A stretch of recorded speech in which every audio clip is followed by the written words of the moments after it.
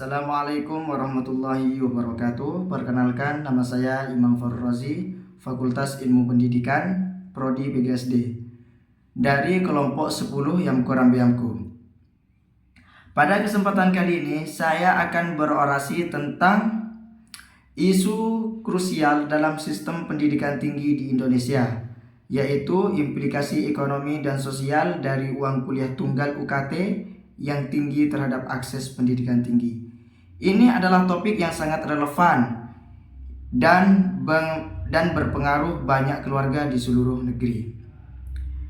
Uang kuliah tunggal UKT merupakan sistem pembayaran yang diterapkan untuk mengurangi kompleksitas dan meningkatkan transparansi biaya pendidikan tinggi.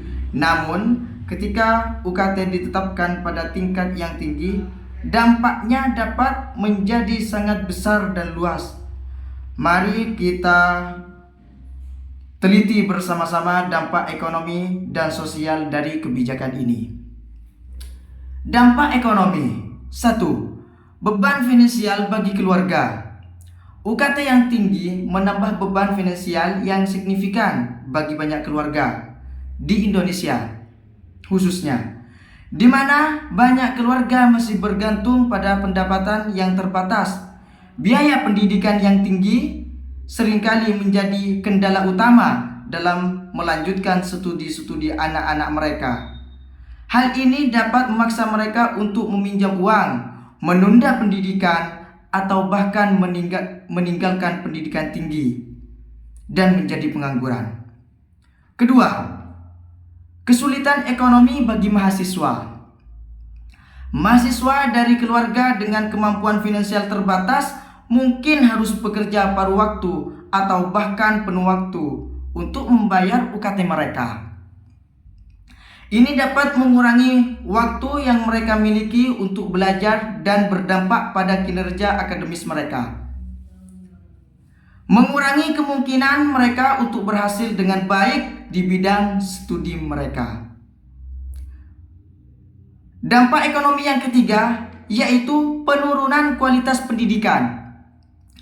Ketika mahasiswa dari latar belakang ekonomi menengah ke bawah terpaksa meninggalkan pendidikan tinggi karena biaya yang tinggi, universitas akan kehilangan potensi siswa yang dapat memberikan kontribusi yang signifikan terhadap riset dan inovasi. Ini dapat mempengaruhi kualitas keseluruhan pendidikan tinggi di Indonesia. Yang kedua, dampak sosial. Dampak sosial yang pertama, ketidaksetaraan akses pendidikan. UKT yang tinggi memperlebar jurang ketidaksetaraan di masyarakat. Mahasiswa dari keluarga kaya mungkin tidak merasakan dampak signifikan, sementara mahasiswa dari keluarga kurang mampu mungkin merasa tertekan atau terpinggirkan. Ketidaksetaraan ini memperburuk kesenjangan sosial dan ekonomi yang sudah ada, menghambat mobilitas sosial dan kesempatan yang adil. Dampak yang kedua, menurunnya keragaman mahasiswa. Ketika akses pendidikan tinggi menjadi semakin terbatas oleh biaya, universitas mungkin kehilangan keragaman mahasiswa. Kok bisa seperti itu? Keragaman dalam latar belakang ekonomi dan sosial sangat penting untuk menciptakan lingkungan belajar yang inklusif dan inovatif. Tanpa keragaman ini, kualitas interaksi sosial dan pembelajaran di kampus bisa menurun.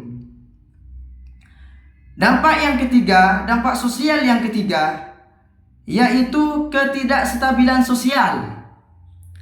Jika akses pendidikan tinggi terbatas hanya untuk mereka yang mampu membayar biaya yang tinggi, ini dapat memperburuk ketidakpuasan sosial dan menciptakan ketidakstabilan. Masyarakat yang merasa tidak mendapatkan kesempatan yang sama untuk pendidikan dapat kehilangan kepercayaan pada sistem dan pemerintah, yang pada gilirannya dapat mempengaruhi stabilitas sosial dan politik. Sekian, terima kasih.